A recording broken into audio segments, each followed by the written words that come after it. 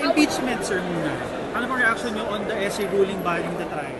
Well, siyempre ginagalang natin ang ating kataas-taasang hukuman. Bagamat kami po ay mataas ang paggalang sa kanila, pero siyempre kami naman po ay medyo hindi sumasang-ayon sa kanilang mga naging desisyon. At ito po ay susolusyonan namin sa pamamagitan ng pagsasubmit ng motion for reconsideration.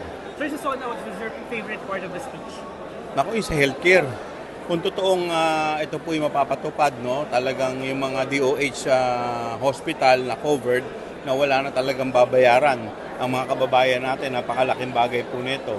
At saka yung binanggit po niya, patungkol po sa flood control, dapat it's high time na magkaroon na talaga tayo ng concrete program dito po sa bahay. Hindi po puro band-aid solution lamang ang ginagawa po.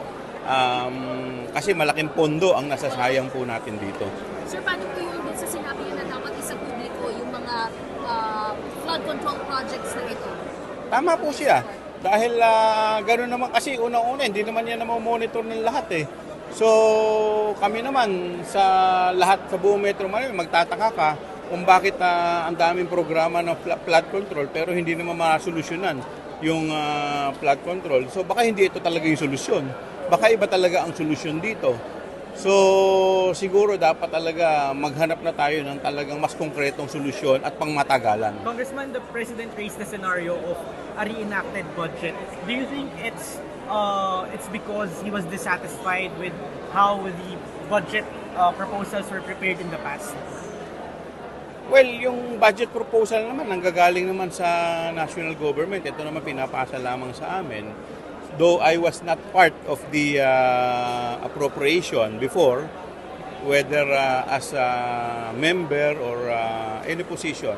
Kaya siguro mas nakakalam niyan ang national government, ang ating Pangulo. Sir, may bahagi ba ng talumpati? Or may gusto ba kayo sana na hindi nabanggit ng Pangulo? Well, marami namang nabanggit siya na maganda naman talaga. Pati po sa mga edukasyon, na-touch niya, pati mga food, mga sa agrikultura, pati yung sa mga, isa pang gusto ko rin yung yung sa infrastruktura, kung saan yung mga dati binabiyahe natin ng mga 4 na oras, 5 oras, ngayon magiging 45 minutes na lang to 1 hour. Napakalaking kagaangan po nito at luwag sa ating mga kababayan. So yung sinasabi niya na papapanagutin yung mga may kinalaman doon sa flood control project, paano kung mga taga-gobyerno rin mismo yung tatamaan doon? Well, wala tayong magagawa. Kailangan talagang harapin nila, di ba?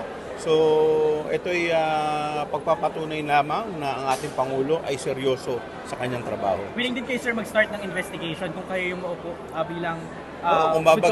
kung babagsak po sa committee natin, sisimulan po natin ang investigasyon nito. Sir, paligid ko lang po yung sa impeachment. How soon are you going to file po yung MR? Meron po kami 15 days to file. So, syempre, lahat ng mga posibleng argumento ay gagawin po natin.